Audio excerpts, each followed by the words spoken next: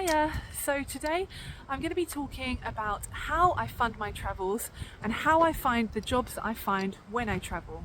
If I can inspire just one person to follow their dreams, then I'll be happy. I'm going to show you a lovely waterfall too, and there will be some cats too. Not as many as I'd hoped, but yeah, it will have to do. Please watch if you are looking to travel and you want to travel and you're sick of people telling you can't do it, because you can. You can travel. Obviously there are exceptions. I'm not trying to generalize everyone in the world. As long as you're someone that has a passport that allows you to travel, and of course if you're not living in poverty, then this video is for you. I just think a lot of people assume that people that travel are either from rich families or have saved up for years and years. I just want to show people that you don't have to do that. If you want to travel today, you can travel today. Maybe not today because the tickets will be expensive. Also, just some general tips for travelling. Try not to travel during school holidays when the flights will be way more. When I do short trips, I just take hand luggage. I use Workaway to get free accommodation. I've used couch surfing before, but I'll tell you about my experience in a little bit. There's just so many little tricks and tips to saving money. Some airlines have loyalty points. Booking.com has loyalty points, so you get discounts. So all these kind of things, you can just research little tips for saving money and it all adds up.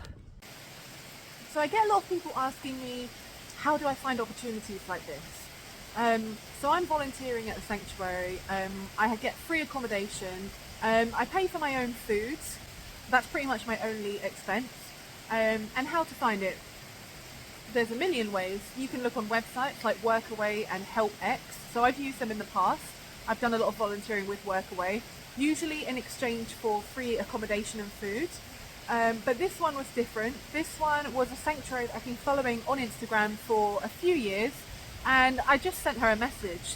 I wanted to visit her last September just for a couple of days and just see how her sanctuary runs, get to know her a little bit. So I came over and I knew she'd been struggling a lot because she posts a lot of stories and she'd been struggling a lot. And when I told her I wanted to open my own sanctuary one day, she said, well, you're welcome to come here and get some experience and see and learn and see how everything goes. So I said, okay, I'll do it. I was pretty much 95% sure immediately the second she said that. But I told her I'll give her an answer in a week. And I had to think about it, and I was like, of course I'm going to say yes. This is what I've been asking for. This is what I've been asking for months, for years. You know, I felt like I was stuck in London. And in London you get in the mind frame of like money, money, money, and just struggle. And the idea of leaving and not earning money did scare me a little bit, but I'm quite resourceful. I always find ways to make money online. I sometimes teach English online. I used to be an English teacher. But anyone can teach English really, not just as long as you speak English really well. I use Upwork for finding little jobs here and there to do online. I do surveys, because really my expenses are like £100 a month if I'm careful. So it's really not much. It might not be sustainable long term, but something will come up. Something always comes up. I've always lived my life like this. I take risks and I move places, and I know it's not for everyone, but most people are stronger than they realise. And sometimes if you just throw yourself in at the deep end, you learn how to swim. I didn't actually. When I was a kid, they kept throwing me in the deep end of the pool and I would just cry the whole time. I actually used to cry every time I tried a new class when I was a kid. Literally everything. My mum put me in every class. Dance class, I sat on the floor and cried. Karate class, I sat on the floor and cried while everyone around me was doing karate. Brownies and guides, sat on the floor and cried. My mum sat in the circle in my place and I sat behind her crying. Literally about 50 classes I tried, I'd just sit and cry. I've changed a lot since I was a kid. I've grown a lot in confidence, and the way I've done it is just by throwing myself in the deep end. I think the fact that I used to struggle so much with new things when I was younger is what spurs me to constantly keep trying new things. I know it sounds so cheesy, but I refuse to be defined by my limitations or weaknesses. I didn't want to be that kid that was scared of everything. I mean, I was. because I only grew in confidence when I got older. So I was a scared kid. Saying that, I just got scared of nothing. I saw a fly. I'm still scared of flies, mosquitoes and zombies, but I'm not scared of moving country by myself. So, you know, you can't have it all. I refuse to live a life where I'm scared to do everything. I wanted to travel for years and years, but I kept trying to make plans with friends and they kept cancelling. They kept cancelling on me. So I just got sick of it and I just thought, well, if I just wait for my friends to travel, I'm never going to travel. So I just did it. My first solo trip was to Germany. I was studying German at university, so I planned a 9-day trip to Germany. I was going to do 3 days in Cologne, 3 days in Munich, and somewhere else, I can't remember. And I went there and I did couch surfing for the first few days, which I thought, you know, travel on the cheap, meet new people, something different. I wanted to get out of my comfort zone. But the first couple of days, I struggled so much. The idea of eating alone at a restaurant scared the hell out of me. I went to a kebab place, so, you know, a fast food place, and I felt so awkward just sitting there eating by myself. It was so uncomfortable. And then the couple that I was staying with kept arguing. I was staying on their sofa and they kept arguing and involving me in their arguments. And they'd be like, okay, like the woman would be like, okay, tonight we're going to the cinema. That's what Vanessa wants to do. And then the guy would be like, no, Vanessa wants to walk around the city, don't you, Vanessa? And I was really shy and awkward and I was just like, I don't know what to do. So I felt really uncomfortable and I booked a ticket home 2 days later and I just left. After that kind of experience, a lot of people would be put off solo travel, but I refused to let it put me off. And that's a choice at the end of the day. It doesn't say anything about me. I just made the choice. I was like, okay, I want to travel, but my friends are too hard to make plans for. I've done a solo trip. I failed. I came back after 2 days. So then I took that year to just work on myself and work out why could I not go to a restaurant alone? Why did that scare me so much? How could I prevent that from happening? So I went to therapy. I did have a lot of other issues at the time. I was still, you know, getting over childhood issues, family issues that maybe I hadn't properly dealt with. So I went to counselling and therapy and it helped me a lot. I was also aware that maybe travelling without an aim in mind was difficult for me. So I decided to do travelling where I did volunteering in exchange for accommodation, where I did volunteering. And I felt that was easier because with volunteering through Workaway, you're with a set group of people, you have tasks every day, and I found that way less daunting than just turning up in a new city and just wandering around by yourself going, I don't know what to do, I have to eat alone.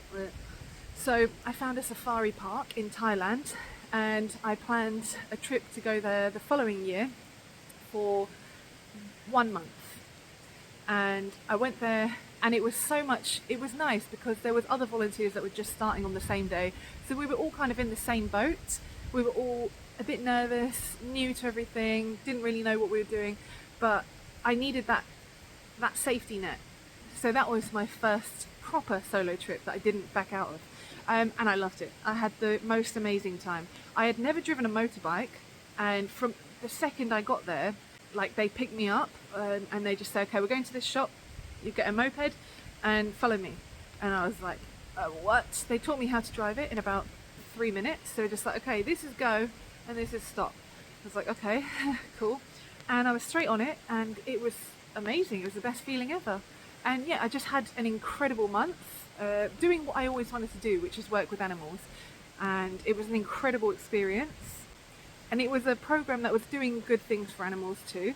And that was what spurred my lust for travel. I'd gotten over my fear of depending on people and being alone. And I was just confident, you know. And I'm not an extroverted person either. I'm quite an introvert. I can be quite shy with new people. But I just thought travel isn't just for loud extroverted people. You know, sometimes you can travel and sometimes I didn't speak to people for days, you know, and it would be hard sometimes, but If it means that I get to travel the world, then it's worth it. It's absolutely worth it. So, how do I fund my traveling? So, I do not get any help from anyone. I have done everything myself. Every penny I have spent on traveling, I have earned myself. I know a lot of people find that hard to believe. If you're fit and healthy and don't have anyone depending on you, and I'm sure there's other exceptions that I can't think of right now, any young person that has no kids can travel. You don't need saving. My background is I grew up with my single immigrant mother on a council estate with my two brothers. My mum was on benefits, and people also find that hard to believe. People were like, how do your kids still get good grades even though you don't have a man supporting you and you don't have loads of money? She raised us well. I have always been quite a resourceful person, and I'm also I've also always been very independent. And I don't know, I think in this day and age, there's always ways to make money. I've always found all my jobs online. The kind of things where you Google how to make money online. A lot of them are legit. Like, I've had so many online jobs, mainly English teaching. So I'm lucky to be a native English speaker, but you do not have to be a native English speaker to teach English. I can promise you, I've met so many people who are not native English speakers. They just speak English well, and they have a qualification. I got my qualification online, so I've done teaching English online. I've done some freelance translation work on Upwork because I have a degree in languages. But there's always freelance work for anything. There's surveys online. I've done things like matched betting, which is legit. You just have to study how it works. But I've made money from that. I've made money from doing bank switches, because my expenses are quite low. I'm quite good at not spending much money. I never feel like I'm sacrificing having a life. I'm just careful with what I do. Like, I always take my coffee in my flask and that saves me a lot of money, because if I was paying like €2 every day for a coffee, that'd be €60 a month, and that'd be, I don't know, 700, €800 a year. So that things like that, you save money. Making food at home, you save money. I'm going back to the UK for 2.5 weeks in the summer to do a market stall at Greenwich Market, because I also make jewellery. So yeah, loads. There's always ways to make money. I've done Etsy shops where I sell things. I've done eBay where I resell things. There's just tons of ways out there to make money. So that's why I had the confidence in myself to move here, knowing that I have no income, because I just know that I'll be okay. I know I'll find a way. There's always ways. I've brought my stuff with me to make jewellery. Again, it's not an expensive thing. It's nothing I had to invest a lot of money in. I taught myself how to make jewellery using resin and pressed flowers. Anyone can do that. So yeah, that's how I fund my travels. I came here with £2,000 in savings, which is nothing. £2,000. I mean, it's not going to get me very far, but I'm trying not to touch it and just trying to earn money as I go. So I've started doing surveys online. Even if I make £50 a month from surveys, that's half my budget per month. In the past, I've travelled with even less, believe it or not. Leaving the country with £2,000 was the most I've ever left with when moving country. So I've lived in Hong Kong, Vietnam, Spain, and Austria. So for all those places, pretty much every time I had a job lined up already. Hong Kong, I found an English school online, and I got a contract with them before I moved over. We did online interviews, and I showed them my qualifications, my degree, and my TEFL certificate, which I just got online. And yeah, I had a contract. So I moved over there with nothing, literally zero in my bank account. I was living off my overdraft for the first month. It was my student overdraft. I know that the idea of living out of an overdraft or moving country without a job lined up scares a lot of people, I know. But I think it's just experience and being in difficult situations. You really learn about yourself and what you can handle. And I've learned that even if I move somewhere with very little money, I'll always find a way to make it work. And anyone can do that. Anyone can do it. You just have to keep going. Just persist. There's always things that can be done. So now I'm not really traveling. I'm not moving around. I'm just living in one place. And it's because I just love animals. I've always wanted to work with animals. and everyone said, oh, you can only do that by becoming a vet. And I didn't like that. I was like, I don't want to be a vet. I just want to help animals. I want to help animals that don't already get help, rather than being a vet and helping people's pets. I know there's some vets that help stray animals too and things like that, I know, but just in general, I wanted to just help those who no one else is helping.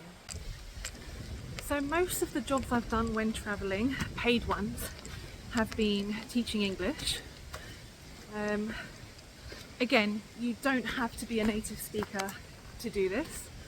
I worked in Vietnam for 3 years, and I met plenty of people who weren't native English speakers.